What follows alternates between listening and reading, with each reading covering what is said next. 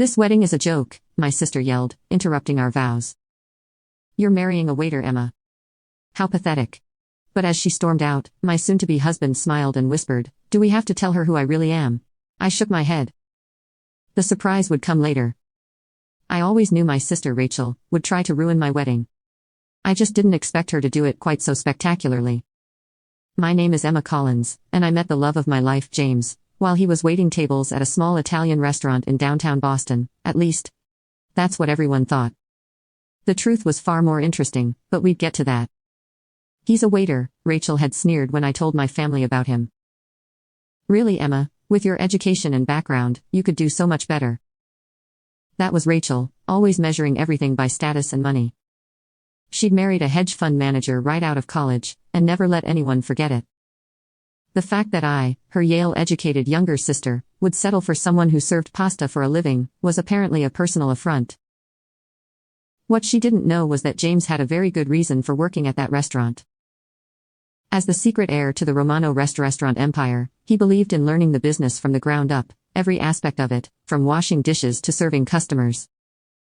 But we'd agreed to keep that quiet until after the wedding. Let them judge, he'd said, his dark eyes twinkling. It's more fun that way. The morning of our wedding dawned bright and clear.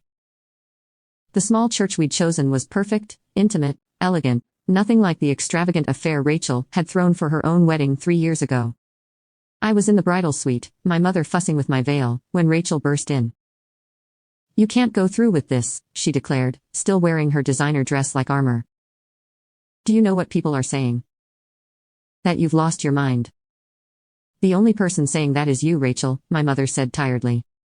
She'd grown weary of Rachel's drama over the past few months. "Mom, she's throwing her life away. He probably just wants her money." I couldn't help but laugh at that.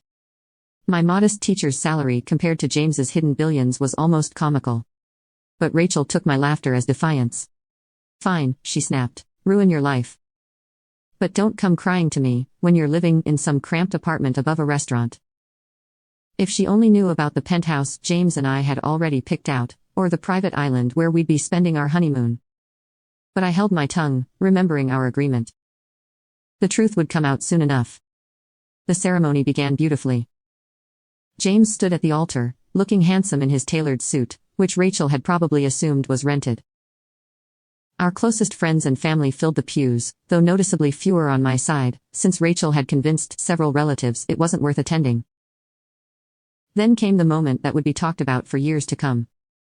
If anyone knows any reason why these two should not be joined in marriage, speak now or forever hold your peace. Rachel stood up. "This is ridiculous," she shouted, her voice echoing through the church. "Emma, you're making a huge mistake. You're better than this. You're marrying a waiter, for God's sake. How pathetic can you be?" The church fell silent. James squeezed my hand gently, and I saw the corner of his mouth twitch. "Should we tell her?" he whispered.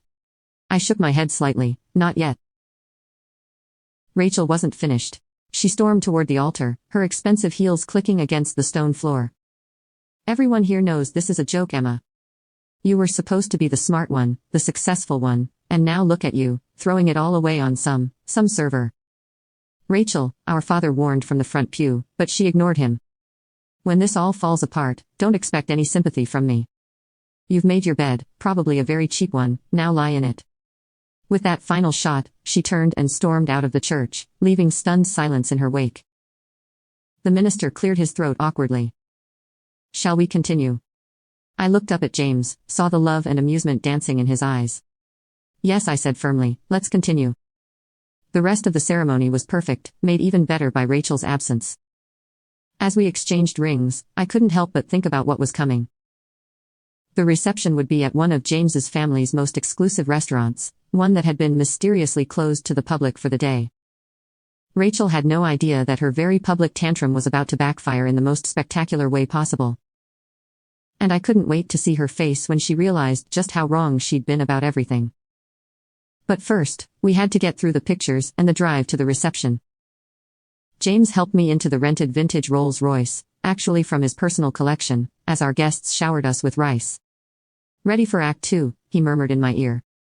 I smiled, thinking of the scene that was about to unfold at the reception. "More than ready." Do you think she'll show up? Oh, she'll show up, he said confidently. People like Rachel can't resist a chance to feel superior. She'll come just to watch what she thinks will be a cheap, embarrassing reception.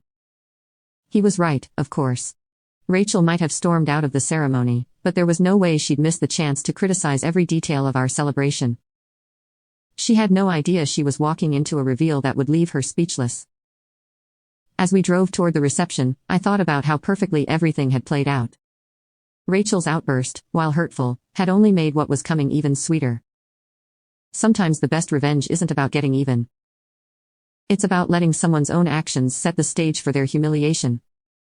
The Romano, James's family's flagship restaurant, loomed ahead, its elegant facade and prime location usually hosting celebrities and dignitaries. Today, it would host a revelation that would change my family dynamic forever. Now you can watch the second part by pressing share and more. Update 2. This wedding is a joke, my sister yelled, interrupting our vows. You're marrying a waiter, Emma. How pathetic. But as she stormed out, my soon-to-be husband smiled and whispered, do we have to tell her who I really am? I shook my head. The surprise would come later. That would change my family dynamic forever. Here we go, James said, helping me out of the car. Ready to show your sister who she really just insulted in front of everyone. I smoothed my dress and took his arm. Let's give her a show she'll never forget. The doors of the Romano swung open, and I heard the collective gasp from our arriving guests. Crystal chandeliers cast a warm glow over marble floors and hand-painted murals. White glove servers circulated with champagne, each bottle worth more than what most people assumed James made in a month. This must be a mistake, I heard someone whisper. How could they afford this place? Rachel arrived fashionably late, probably expecting to find us in some budget banquet hall. She froze in the doorway, her perfectly made-up face twisting in confusion. There's been a mix-up, she said loudly, approaching me.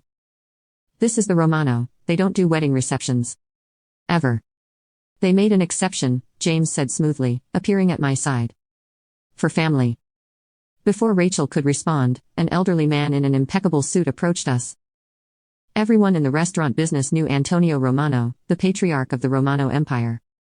He was notoriously private, rarely seen in public.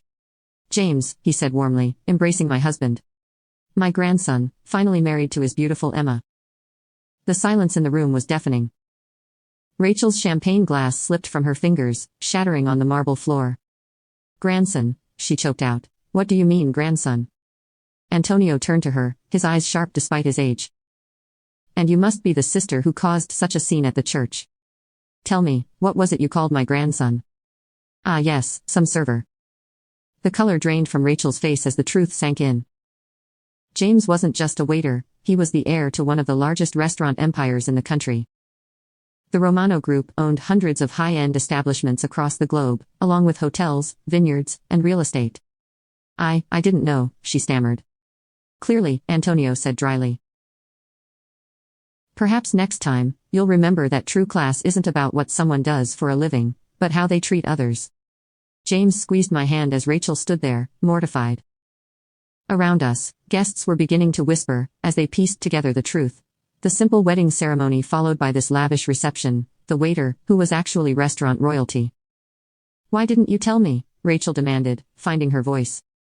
You let me believe, you let me make a fool of myself. Would it have mattered? I asked quietly. Would you have treated James differently if you had known who he really was? Because that's exactly why we didn't tell anyone, we wanted to know who our true friends were. But I'm your sister, she said. Yes, I replied, which makes your behavior even worse. You couldn't even be happy for me unless you approved of my choices, my husband's social status. Antonio cleared his throat. If you'd like to leave, no one would blame you. You've already provided enough entertainment for one day. Rachel's face flushed deep red. She looked around the room, seeing the judgment in everyone's eyes, the same people who had witnessed her outburst. At the church, they had watched Rachel's outburst, now, they were watching her humiliation. I should go, she muttered. Stay, James said unexpectedly. Everyone turned to look at him. Stay, enjoy the reception, consider it a chance to start over, to see people for who they are, not what they own or what they do for a living. I looked at my husband with pride. Even after Rachel's awful behavior, he was showing more class than she ever had. She hesitated, then slowly nodded. I'd like that, and I owe you both an apology. Yes, you do, Antonio agreed. But perhaps that can wait until after the first dance. I believe my grandson and his bride have waited long enough to celebrate properly. As James led me to the dance floor, I caught glimpses of Rachel's face. She stood alone, watching a swirl of movement beneath the chandeliers, probably calculating how many times she'd have to apologize before she could start bragging about her connection to the Romano family. She'll never change completely, James murmured, reading my thoughts as always. No, I agreed, but maybe she'll think twice before judging someone based on their job again. The reception continued like a fairy tale, course after exquisite course of Romano specialties, wine from the family's private reserve, and stories from James's time, working his way up through every position in the restaurant. He insisted on starting at the bottom, Antonio told our captivated guests. Said he needed to understand every aspect of the business. Most trust fund kids want to start in a corporate office, not my James. I watched Rachel's face as she realized just how wrong she'd been. The waiter she had dismissed had shown more work ethic and humility than her hedge fund husband ever had. As the night went on, I saw her try to approach us several times, probably to apologize or attempt damage control. But there was always someone else wanting to talk to us, to share a story, or offer congratulations. Her social punishment would last a bit longer. After all, she'd spent months making me feel small. A few hours of humility wouldn't kill her. Besides, we had other things to focus on, like the honeymoon villa waiting for us on the Romano family's private island. But that was another surprise for another day. For now, I was content to dance with my husband, surrounded by people who loved us for who we were, not what we owned. And if my sister learned something from all this? Well, that was just icing on our very expensive wedding cake. A year passed, and life settled into a new rhythm. James and I moved into our penthouse overlooking Boston Harbor. Now you can watch the second part by pressing share and more. Update 3. This wedding is a joke, my sister yelled, interrupting our vows. You're marrying a waiter, Emma. How pathetic. But as she stormed out, my soon-to-be husband smiled and whispered, do we have to tell her who I really am? I shook my head. The surprise would come later. I moved into our penthouse overlooking Boston Harbor, and continued teaching while he took on more responsibilities within the Romano group. We kept things low-key, just as we always had, but Rachel struggled with our newfound dynamic. You could at least let me host a proper housewarming, she complained one afternoon, eyeing our minimalist decor. This place deserves to be shown off.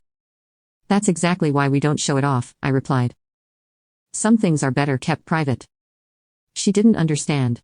She'd spent the past year trying to rebuild her reputation, dropping the Romano name whenever possible.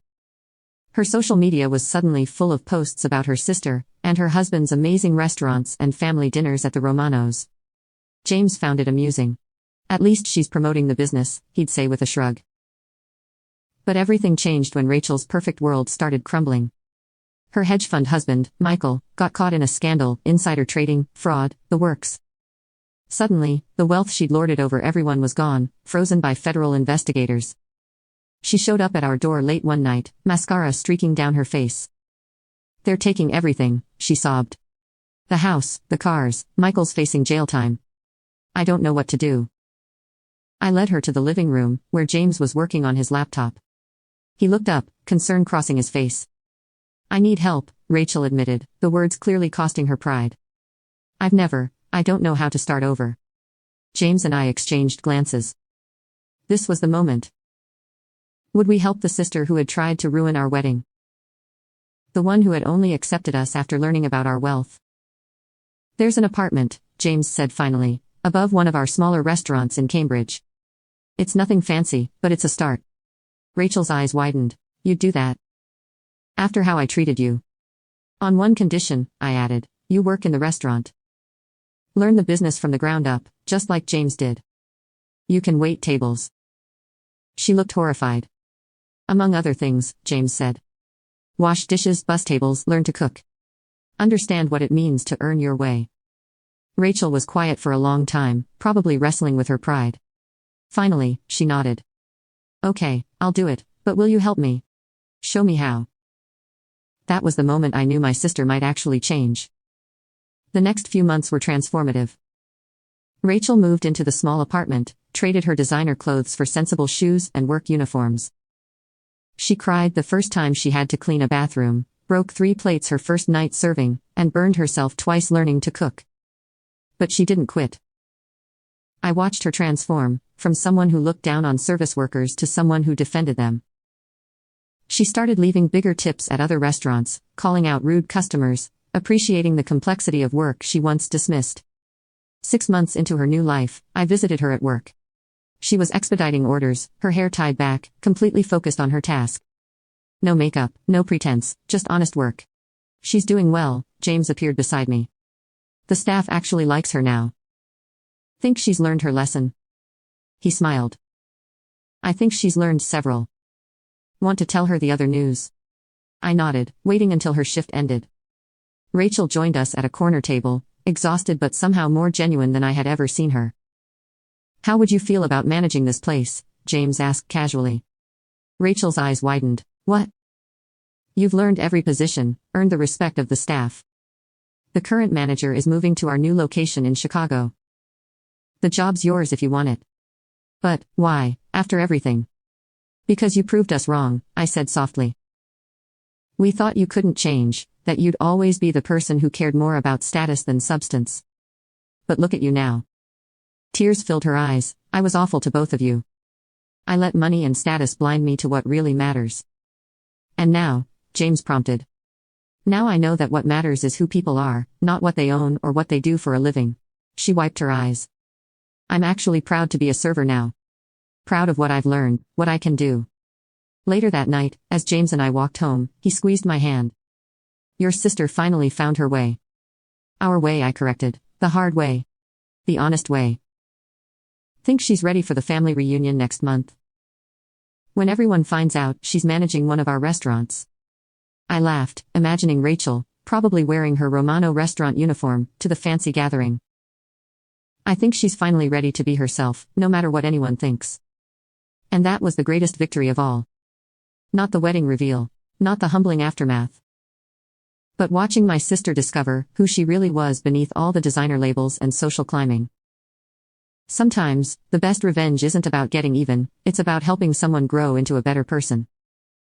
Rachel's transformation from judgmental socialite to hardworking restaurant manager was proof that people can change, if given the right opportunity and motivation. As for James and me, we continue living simply, working hard, and remembering that true wealth isn't about what you have, it's about who you are and how you treat others. That's a lesson worth more than all the Romano billions combined. This is where our story comes to end. Dear listeners, please share your thoughts in the comments section below, and don't forget to like, share, and follow. Thanks to all for your support.